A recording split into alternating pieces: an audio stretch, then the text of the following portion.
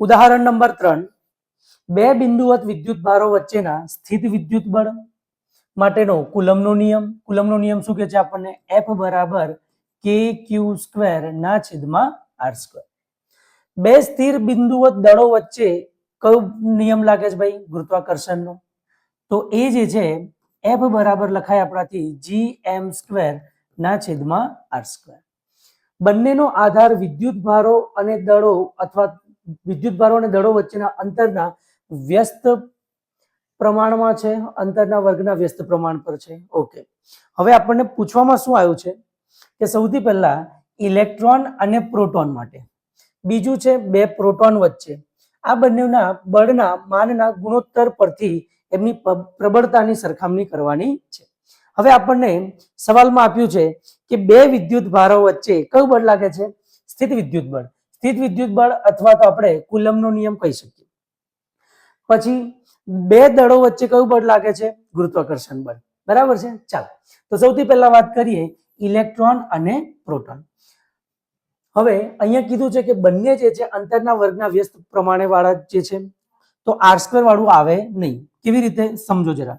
તો કે ઇલેક્ટ્રિક અથવા તો વિદ્યુત બળ માટે લખાય આપણાથી kq² ના છેદમાં r², અને ગુરુત્વાકર્ષણ બળ માટે આપણાથી લખાય gm² ના છેદમાં r². હવે આ બંનેનો ગુણોત્તર બી કરવાનો આવે, બરાબર છે. તો ગુણોત્તર કરવામાં આવે તો r² તો પહેલેથી જ હટી જવાનું છે, બરાબર છે.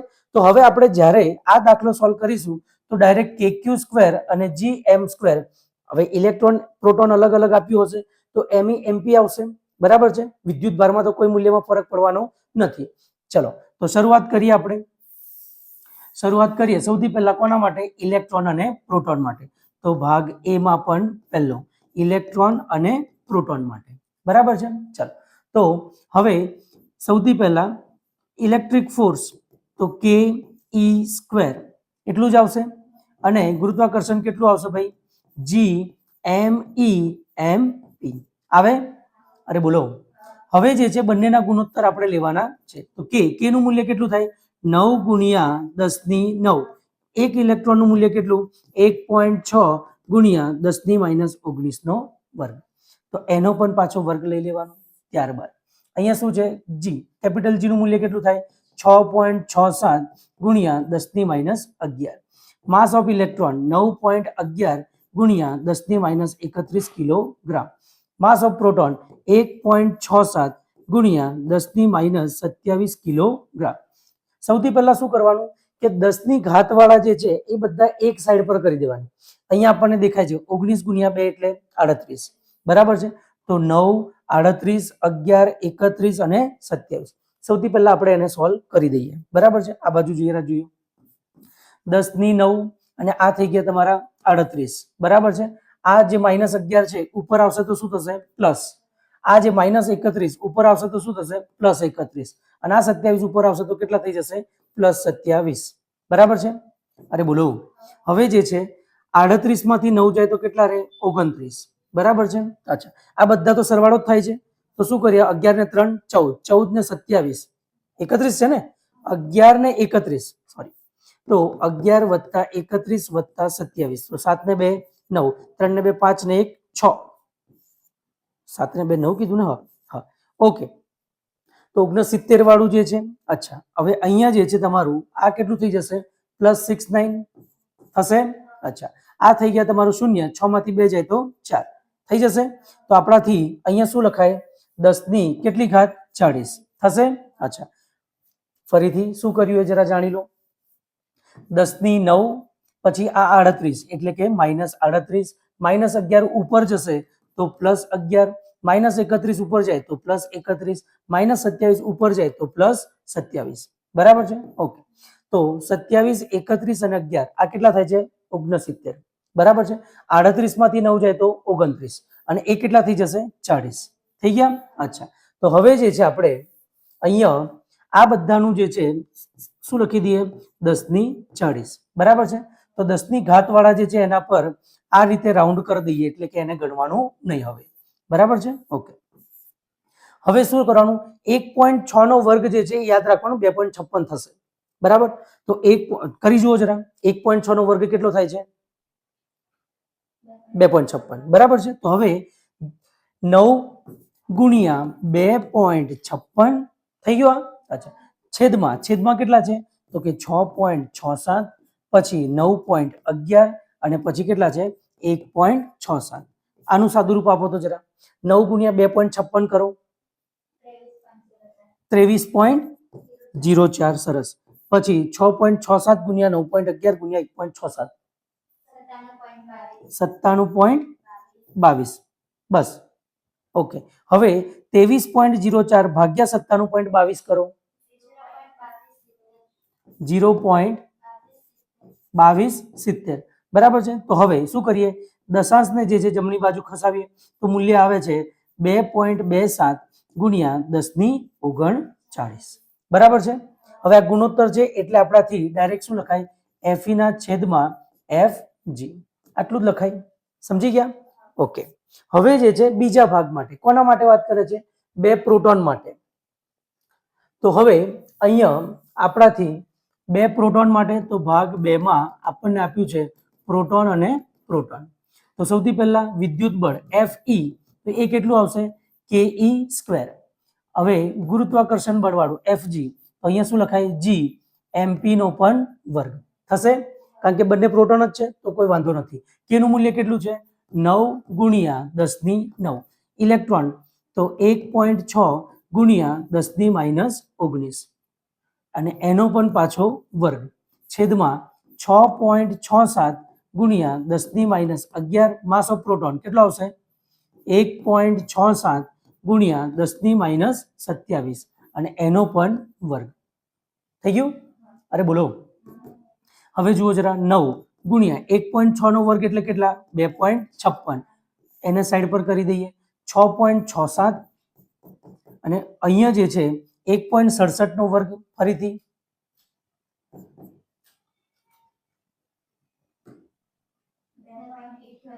2.78. આટલું જ છે ને 89. હા બસ વાંધો.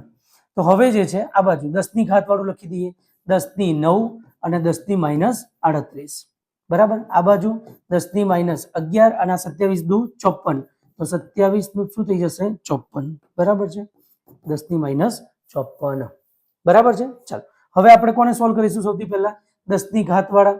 તો 10 ની ઘાત વાળા જે છે 10⁹ માંથી 38, 11 પાછા ઉપર આવશે, 54 પાછા ઉપર આવશે, હે ને. તો સૌથી પહેલા સરવાળો કરી લો. 4 ને 1 5, 5 ને 8 13 વધી 1, 3 ને 1 4, 5 ને 5 10 0. એ તો ડાયરેક્ટ જ કરી લો ને આવી રીતે. હા બોલો. 54, 11 અને 38 9 બી ને તો -29. આ બંનેનો સરવાળો, આમાંથી 29 બાદ કરવાના બરાબર છે. તો કેટલા આવે છે 36. ઓકે,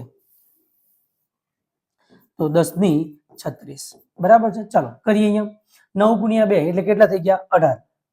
18 ને 2 પોઈન્ટ કરવાના છે, સોરી 2.56 આવશે. તો 9 ગુણ્યા 2.56 કેટલા આવશે 23. પાછલા જેવું છે. આગળ 6.67 2.7889 18.60. ઓકે, તો હવે 18.60. હવે આનું આ ગુણોત્તર આગળ કેટલું આવે છે બંનેનું 23.04 ભાગ્યા 18.60 1.2387 ગુણ્યા 10⁻36. આમાં કઈ સુધારો કરવાની જરૂર નથી. અગર આપણે તમે 23 સુધી રાખવા માંગો છો ને તો 24 કરશો તો પણ વાંધો નથી. 1.23 રાખો, 1.24 રાખો, 1.24 ગુણ્યા 10⁻36. આ શું ગુણોત્તર થઈ ગયો Fe ના છેદમાં Fg બરાબર છે. ચાલો હવે જે છે આગળ, હવે આપણને પ્રશ્નમાં આગળ શું પૂછ્યું છે, અચ્છા 2 પ્રોટોન વચ્ચે આવી ગયું. અચ્છા હવે શું કહે છે, બી ભાગમાં ઇલેક્ટ્રોન અને પ્રોટોન 1 એંગસ્ટ્રોમ દૂર હોય. 1 એંગસ્ટ્રોમ જે છે એ અંતર કેટલું છે 10⁻10 મીટર જેટલું. તેમના પરસ્પર આકર્ષણ બળથી ઉદ્ભવતા ઇલેક્ટ્રોન અને પ્રોટોનનો પ્રવેગ શોધવાનો છે બરાબર છે. હવે નવું પેજ લઈ લઈએ આપણે. જુઓ જરા, હવે અહીંયા શું આપેલું છે આપણને કે એક ઇલેક્ટ્રોન છે અને એક શું છે પ્રોટોન બરાબર છે. બરાબર, એક શું છે પ્રોટોન બરાબર છે. હવે એમના વચ્ચેનું અંતર કેટલું છે? 1 એંગસ્ટ્રોમ એટલે 10⁻10 મીટર થશે. અચ્છા, સૌથી પહેલા તો બળ જ શોધી કાઢીએ એમનું. તો બળ બરાબર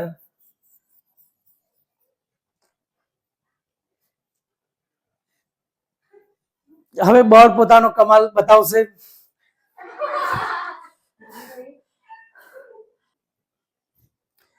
ભાગ બી માં આપણને જે છે એક ઇલેક્ટ્રોન અને એક પ્રોટોન આપ્યો છે, બરાબર છે. એમના વચ્ચેનું અંતર કેટલું છે? 1 એંગસ્ટ્રોમ. 1 એંગસ્ટ્રોમ એટલે કેટલા? 10⁻10 મીટર. હવે જે છે, હવે સૌથી પહેલા બળ શોધી કાઢીએ. તો બળ બરાબર શું થાય? F બરાબર ke² ના છેદમાં r². આમ તો Q1 Q2 કરીએ તો વિદ્યુત ભારનું મૂલ્ય સરખું જ છે એટલે e² લખીએ તો વાંધો નથી. તો 9 × 10⁹ ઇલેક્ટ્રોનનું મૂલ્ય કેટલું છે? 1.6 × 10⁻19 બંનેનો વર્ગ. આગળ r². r કેટલા છે? 10⁻10 અને એનો પણ વર્ગ. થઈ ગયું? અચ્છા, હવે જે છે આ બાજુ 9 × 10⁹ 1.6 નો વર્ગ કેટલો થાય? 2.56.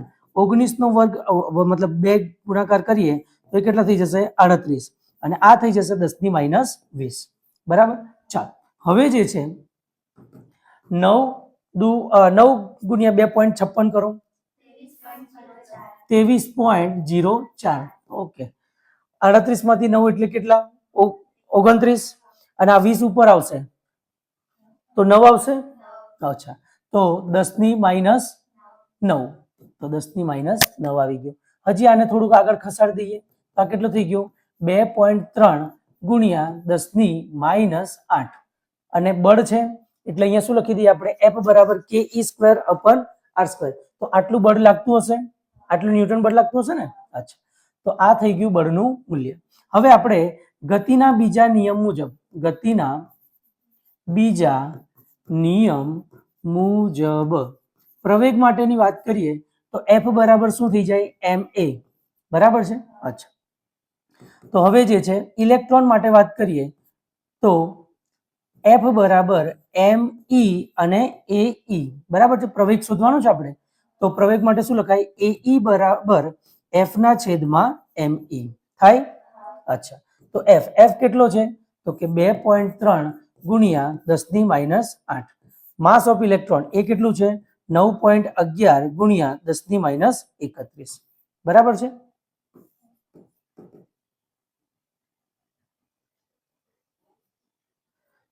જરા જુઓ તો 31 માંથી 8 જાય તો કેટલા રહે? 23. કેટલા? 23. તો અહીંયા લખાય આપણાથી 10⁻23. એ બી ધનમાં. 2.3 ભાગ્યા 9.11 કરો, 0.252. તો હવે જે છે દશાંશને જમણી તરફ ખસાવો તો 2.5 × 23 નું 1 ઓછું થઈ જશે તો 10⁻22 મીટર પ્રતિ સેકન્ડ સ્ક્વેર. આ ઇલેક્ટ્રોનનો જે છે શું આવી ગયો? પ્રવેગ. એવી જ રીતે જે છે આપણે પ્રોટોન માટે પણ, કોના માટે? પ્રોટોન માટે પણ. તો ફરીથી સૂત્ર કઈ અલગ નથી. તો પ્રોટોનનો પ્રવેગ બરાબર શું થશે? F ના છેદમાં માસ ઓફ પ્રોટોન. F કેટલું છે? 2.3 × 10⁻8. બરાબર છે. અચ્છા, અને માસ ઓફ પ્રોટોન જે કેટલું છે? 1.67 × 10⁻27 કિલોગ્રામ. તો હવે 27 ઉપર જશે, તો 27 માંથી 8 જાય એટલે 9 થશે ને. 10⁻9. અચ્છા, 2. શું થયું? અચ્છા, સોરી, 27 માંથી 8 જાય એટલે 19. 2.3 ભાગ્યા 1.67, 1.37 × 10⁻19 મીટર પ્રતિ સેકન્ડ સ્ક્વેર. બરાબર છે. તો આ પ્રોટોનનું આપણને શું મળે છે? પ્રવેગ. બરાબર. ઓકે, હવે ઇલેક્ટ્રોન અને પ્રોટોન માટે આપણને એક ઇલેક્ટ્રોન અને પ્રોટોન માટે કુલંબ બળ અને ગુરુત્વાકર્ષણ બળ એ જે છે એનો ગુણોત્તર કેટલો મળ્યો? 2.4 × 10⁻39 કે -39? 39. ત્યારબાદ જે છે બીજામાં આપણને 2 પ્રોટોન માટેની વાત કરી છે, હે ને. તો 2 પ્રોટોન માટે Fe ના છેદમાં Fg જે કેટલું આવ્યું છે? 1.3 × 10⁻36. ત્યારબાદ જે છે ત્રીજા માટે, હવે ત્રીજા માટે આપણે પેલો પ્રવેગ શોધ્યો હે ને? તો પ્રવેગ માટે જે છે ઇલેક્ટ્રોનનો પ્રવેગ કેટલો આવ્યો? ઇલેક્ટ્રોનનો પ્રવેગ કેટલો આવ્યો? આ રહેલા 2.5 ગુણ્યા 1022. તો 2.5 છે ને? હા, 2.5 ગુણ્યા 1022 મીટર પ્રતિ સેકન્ડ સ્ક્વેર. અને એ જ રીતે પ્રોટોનનો પ્રવેગ કેટલો મળે આપણને? 1.37. 1.37 ગુણ્યા 10 ની 19 મીટર પ્રતિ સેકન્ડ સ્ક્વેર. બરાબર છે? ઓકે.